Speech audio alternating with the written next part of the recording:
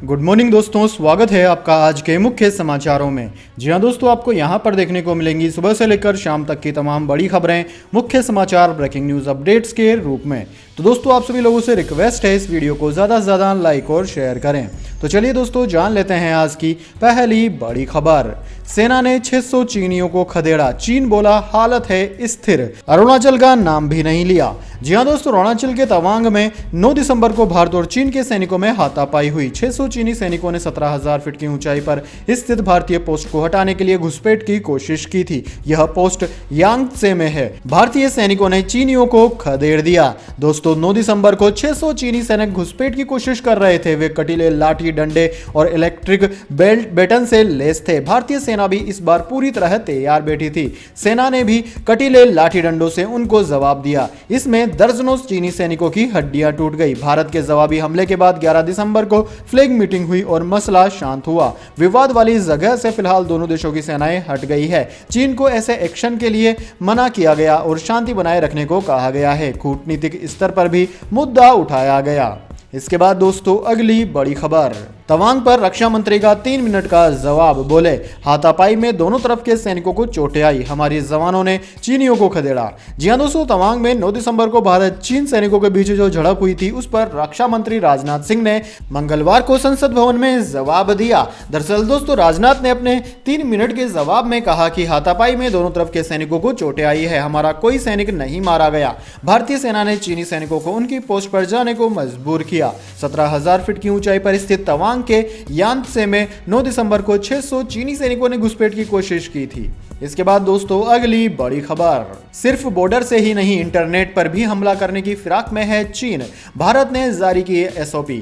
जी हां दोस्तों, भारत और चीन के सैनिकों की 9 दिसंबर को अरुणाचल प्रदेश के तवांग सेक्टर में वास्तविक नियंत्रण रेखा पर झड़प हुई। चीन की तरफ से अक्सर सीमाओं पर घुसपैठ की कार्रवाई जारी रहती है। इसके साथ ही ड्रैगन का यह देश भारत में इंटरनेट व्यवस्था को ठप करने के लिए साइबर हमलों को भी अंजाम देता रहा है। हाल ही में अखिल भारतीय आयुर्विज्ञान संस्थान एम्स का सर्वर हैक कर लिया गया था। जांच में पता चला था कि यह चीन की साजिश थी। उसने इस संस्थान के अहम लोगों के डेटा को डार्क वेब पर डाल दिया था। चीन की इस हिमाकत को देखते हुए भारत भी चौकन्ना हो गया है। इस तरह के साइबर हमलों का मुकाबला करने के लिए उसने अपने मंत्रालयों और पब्लिक सेक्टर यूनिट यानी कि PSUs के कर्मचारियों के लिए स्टैंडर्ड ऑपरेटिंग प्रोटोकॉल SOP जारी किया है। इसको न मानने वाले कर्मचारियों पर अनुशासनात्मक कार्रवाई का फरमान भी जारी किया गया है। इसके बाद दोस्तों अगली बड़ी खबर। नीतीश कुमार बोले तेजस्वी के नेतृत्व में लड़ेंगे 2025 का चुनाव। मेरा टारगेट 2024 में भाजपा को हटाना है, मुख्यमंत्री या प्रधानमंत्री बनना नहीं।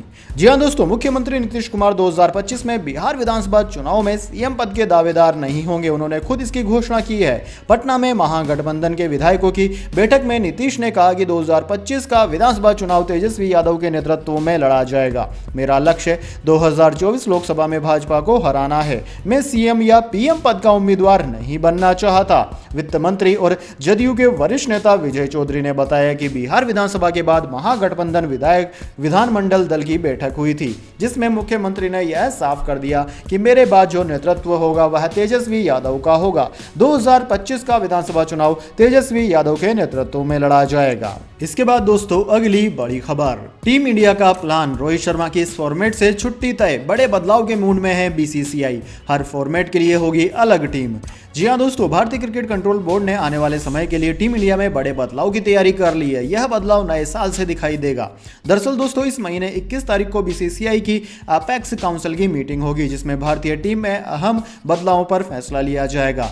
भारत साल 2013 के बाद ICC स्तर की कोई ट्रॉफी नहीं जीत पाया है। बीते 2 साल में 2 T20 वर्ल्ड कप हुए, लेकिन टीम इंडिया खिताब से दूर रही। अब साल 2023 में 50 ओवर का विश्व कप भारत में प्रस्तावित है। ऐसे में BCCI टीम में कई बड़े बदलाव के मूड में है। भारतीय टीम में सबसे बड़ा बदलाव T20 टीम से रोहित शर्मा की कप्तान के रूप में छुट्टी होना तय है। रिपोर्ट्स के मुताबिक रोहित शर्मा भी इस बात से सहमत हैं। हाल ही में एक BCCI के अधिकारी ने कहा था कि रोहित से लगातार बात होती रही है। वह इस पक्ष में है कि हार्दिक पांड्या को टीम का कप्तान बना दिया जाए। अगर यह सच है तो हार्दिक अगले साल श्रीलंका के खिलाफ T20 सीरीज में भारत की कप्तानी करते हुए दिखाई देंगे।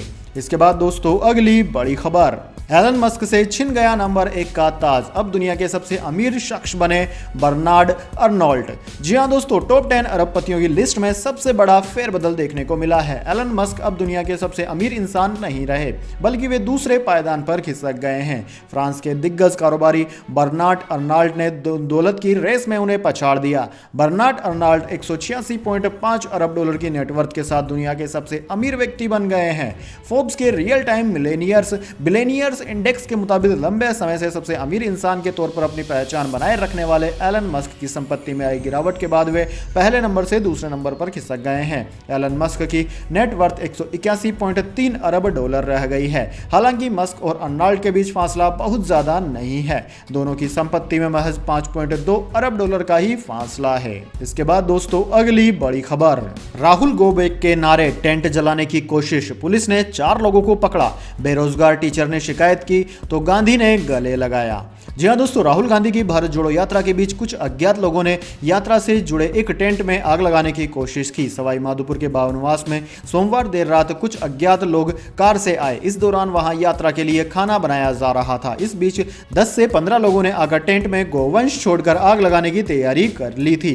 एक कांग्रेस कार्यकर्ता ने गोवंश को खदेड़ने की कोशिश के दौरान आरोपियों की बात सुन ली। कुछ कार्यकर्ताओं ने तत्काल पुलिस को इसकी सूचना दी। पुलिस मौके पर पहुंची तो आरोपी भागने लगे। पुलिस ने पीछा कर 4 लोगों को पकड़ लिया। वहीं दौसा शहर में राहुल गांधी गोबेक के नारे लिखे मिले। इसकी जानकारी मिलते ही जिला प्रशासन के हाथ पांव फूल गए। शहर के आगरा रोड और लालसोट ओवरब्रिज पर लिखे इन स्लोगन को तुरंत मिटाया गया। इधर आज की यात्रा का पहला फेज कंप्लीट होने के बाद कांग्रेस महासचिव जयराम रमेश ने बताया कि 16 दिसंबर को ही राहुल गांधी दौसा में एक प्रेस कॉन्फ्रेंस भी करेंगे। इसके बाद दोस्तों अगली बड़ी खबर, राज्यपाल को चांसलर पद से हटाने के लिए केरल की पिनरई सरकार तैयार, विधानसभा में पारित किया बिल। जी हां दोस्तों, केरल में विश्वविद्यालयों के कुलपति को लेकर राज्यपाल आरिफ मोहम्मद खान और राज्य सरकार के बीच चल रहे विवाद के बीच अब नया मोड़ आ गया है। केरल की विधानसभा में राज्यपाल को चांसलर पद से हटाने के लिए पिनरई विजयन सरकार ने विधेयक पारित कर दिया है। इससे पहले इस विधेयक को विधानसभा में पेश किया गया था, जो अब पारित हो गया है। इस विधेयक के कानून बन जाने के बाद प्रदेश के विश्वविद्यालयों के कुलाधिपति पद पर राज्यपाल की जगह प्रख्यात शिक्षाविदों की नियुक्ति की जा सकेगी। विपक्ष यूडीएफ ने यह कहते हुए सदन की कार्यवाही का बहिष्कार कर दिया कि विधेयक के संबंध में उसके सुझावों की अनदेखी की गई है। विधानसभा अध्यक्ष एएन शमशीर ने कहा कि विधेयक पारित हो गया है। इसके बाद दोस्तों अगली बड़ी खबर, पीएम केयर्स फंड को मार्च तक मिले 13,000 करोड़ रुपए, 60% कोविड-19 के खिलाफ जंग में खर्च। जी हां दोस्तों, पीएम केयर्स फंड को इस साल मार्च के अंत तक 13,000 करोड़ रुपए से अधिक प्राप्त हुए थे और उस तारीख तक लगभग 5,400 करोड़ रुपए शेष थे। बाकी की रकम कोविड के खिलाफ लड़ाई में विभिन्न उपायों पर खर्च की गई। कोविड-19 महामारी के फैलने के बाद सरकार ने इससे उत्पन्न किसी भी प्रकार की आपातकालीन या संकटपूर्ण स्थिति से निपटने के लिए पीएम केयर्स फंड की स्थापना की थी। न्यूज 18 ने 2021-22 के लिए पीएम केयर्स फंड के ऑडिट स्टेटमेंट की समीक्षा की, जिससे पता चलता है कि मार्च 2020 में फंड की स्थापना के बाद से 2 वर्ष में 13,000 करोड़ रुपए से अधिक एकत्रित किए गए। पीएम केयर्स फंड के नवीनतम बयान के मुताबिक इस राशि का लगभग 60% यानी कि 7,700 करोड़ रुपए इस वर्ष मार्च तक मेडिकल ऑक्सीजन संयंत्र स्थापित करने में, सरकारी अस्पतालों को वेंटिलेटर प्रदान करने में और अस्थायी अस्पताल स्थापित करने जैसे विभिन्न मदों पर खर्च कर दिए गए। इसके बाद दोस्तों अगली बड़ी खबर, दिल्ली में पकड़े गए 4 शातिर जालसाज, वित्त मंत्री के जाली सिग्नेचर के जरिए 3,000 लोगों से की ठगी। जी हां दोस्तों, अगर आप भी किसी बीमा पॉलिसी का इस्तेमाल करते हैं और यह खबर आपके लिए जरूरी है, क्योंकि दोस्तों कोई आपको वित्त मंत्रालय के नाम पर लाखों रुपए का चूना लगा सकता है।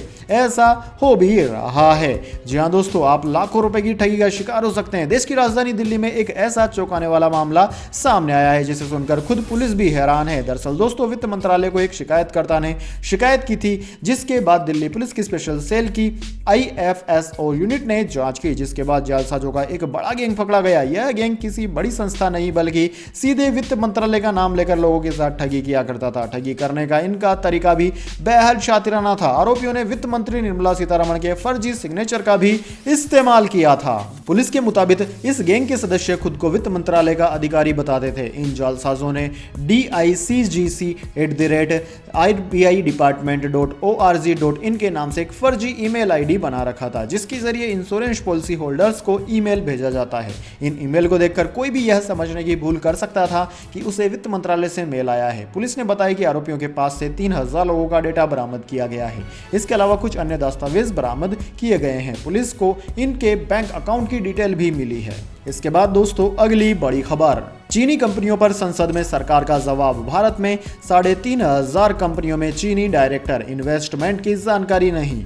जी हां दोस्तों, कॉर्पोरेट डेटा मैनेजमेंट पोर्टल यानी कि CDM डेटाबेस के हिसाब से भारत में ऐसी 3560 कंपनियां हैं जिनके बोर्ड में चीनी डायरेक्टर हैं। वहीं देश में 174 चीनी कंपनियां हैं जो काम करने के लिहाज से मंत्रालय में विदेशी कंपनियों के रूप में रजिस्टर्ड है। कॉर्पोरेट मामलों के राज्य मंत्री राव इंद्रजीत सिंह ने सोमवार को संसद में एक लिखित जवाब में इसकी जानकारी दी। इंद्रजीत सिंह ने यह भी कहा कि चीनी निवेशकों और शेयरधारकों वाली कंपनियों की संख्या बता पाना संभव नहीं है, क्योंकि इस तरह के आंकड़े अलग से नहीं रखे जाते। इससे पहले 11 दिसंबर को वाणिज्य और उद्योग मंत्री पीयूष गोयल ने राज्यसभा में इस बात पर चिंता जताई थी कि भारत किस कदर कई चीजों के लिए चीन पर निर्भर होता जा रहा है। इसके बाद दोस्तों अगली बड़ी खबर, बांग्लादेश के खिलाफ टेस्ट में चेतेश्वर पुजारा को मिली उप कप्तानी तो हैरान हुए मोहम्मद कैफ, कह दी यह बड़ी बात। जी हां दोस्तों, बांग्लादेश के खिलाफ वनडे सीरीज गंवाने के बाद भारतीय टीम टेस्ट सीरीज की ओर बढ़ रही है। दोनों के बीच 2 टेस्ट मैचों की सीरीज खेली जाएगी। सीरीज के पहले मैच की शुरुआत 14 दिसंबर यानी कि बुधवार से है। यह मैच ज़ुहूर अहमद चौधरी स्टेडियम चट्टोग्राम में खेला जाएगा।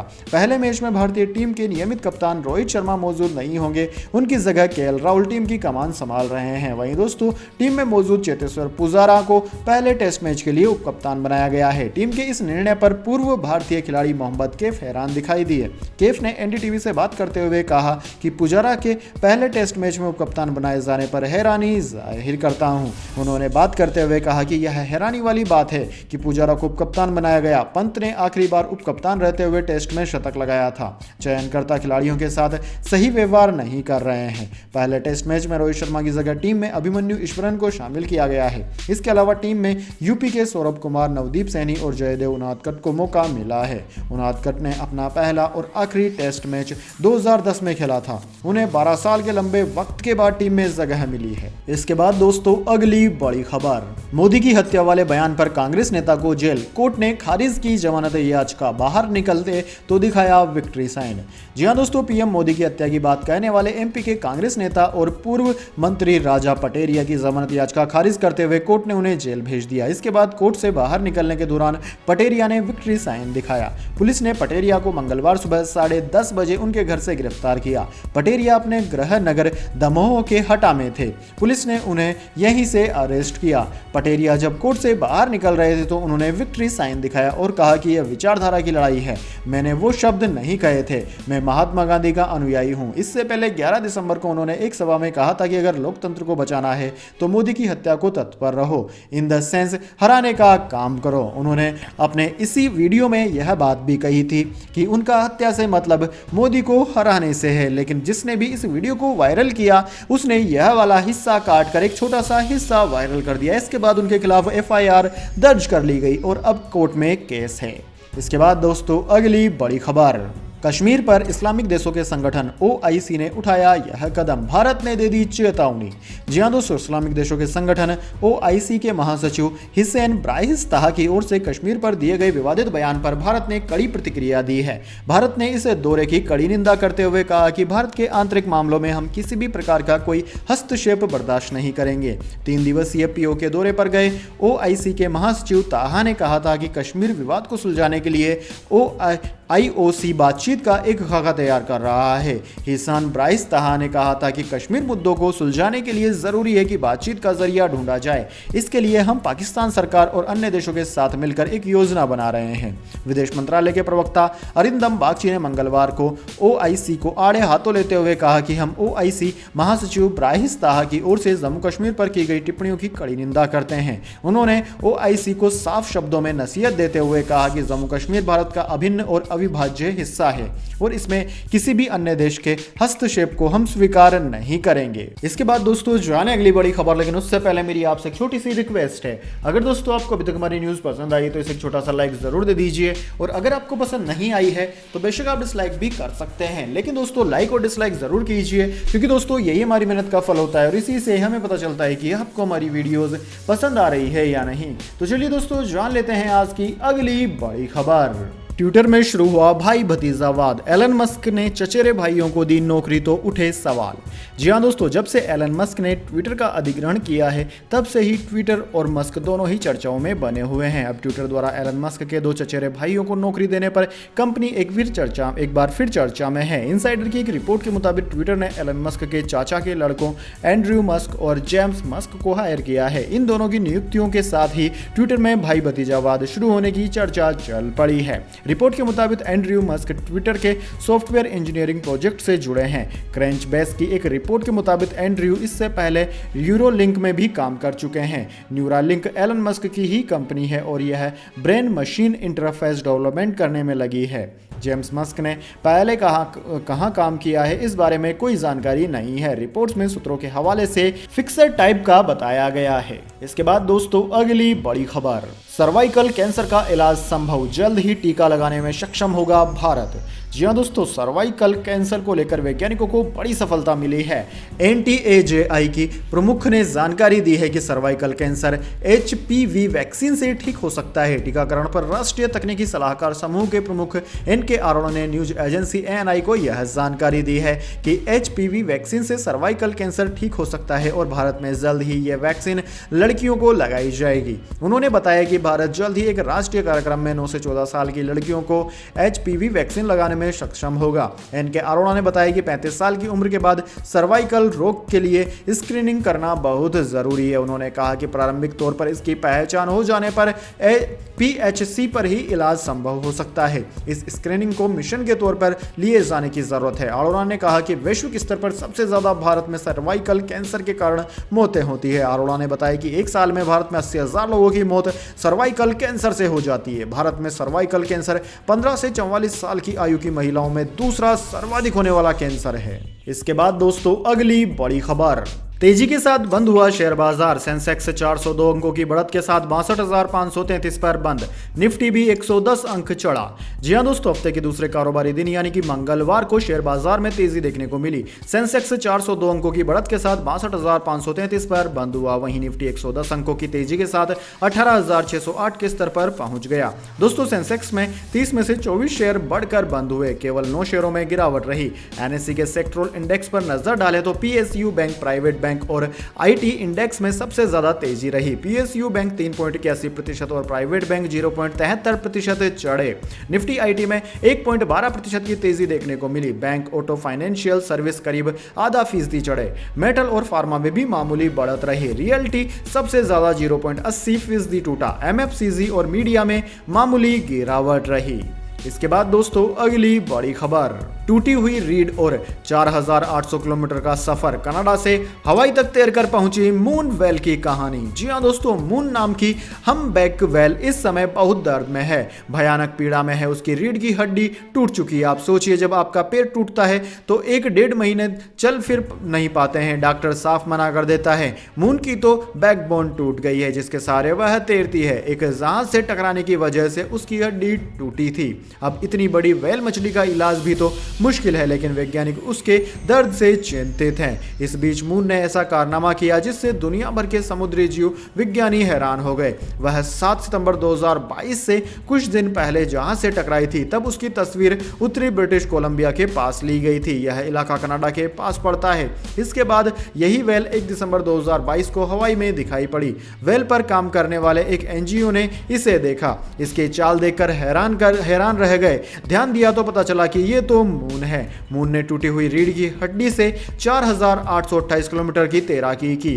दोस्तों आपकी जानकारी के लिए बता दें, तैराकी भी उसने अलग तरीके से की, जिसे ब्रेस्ट स्ट्रोक कहते हैं। इसके जरिए मून पर वैज्ञानिक 1 दशक से ज्यादा से स्टडी कर रहे हैं। पिछले दशक में इसे फिन आइलैंड के पास देखा गया था, तब यह स्वस्थ थी। यह क्रिल का शिकार कर रही थी। साल 2022 में यह अपने बच्चों के साथ दिखाई पड़ी। पूरी दुनिया के वैज्ञानिक इस बात से खुश थे कि वह बच्चे को शिकार करना और ब्रीडिंग ग्राउंड पर रहना सिखा रही थी।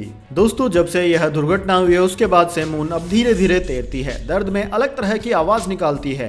इसकी हालत का पता करने वाले एनजीओ बीसी वेल्स के प्रमुख शोधकर्ता जेनी रे ने बताया कि मून को जिंदा रहने के लिए तैरते रहना होगा, साथ ही यात्रा पूरी करनी होगी। लेकिन अब उसके तैरने का तरीका बदल गया है।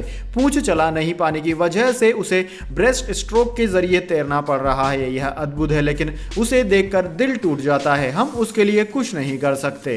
यह भी सलाह दी गई कि अगर मून को यूथेनाइज यानी कि इच्छा मृत्यु दे दी जाए तो इस पर जेनी रे ने कहा कि उसे मारने के लिए बड़े पैमाने पर जहरीले पदार्थों का इस्तेमाल करना होगा। इससे वो मर तो जाएगी, लेकिन उसके शव को खाने वाले समुद्री जीवों पर भी बुरा असर होगा। अगर वह धरती पर होती तो हम उसके लिए कुछ कर सकते थे, लेकिन वह समुद्र में है, साथ ही उसका आकार बहुत बड़ा है। हम कुछ नहीं कर सकते, बस दिल टूटा हुआ है। उसका दर्द हम सभी वैज्ञानिकों को दुखी कर रहा है। दोस्तों, यह थी आज की तमाम बड़ी खबरें। इसके बाद दोस्तों बारी आती है आज के माइंड क्विज क्वेश्चन की। जी हां दोस्तों, एक आसान से सवाल का जवाब देकर आप जीत सकते हैं एक अमेजिंग सरप्राइज गिफ्ट हमारे यूट्यूब चैनल की ओर से। तो दोस्तों, आज का सवाल आपकी स्क्रीन पर आ चुका है।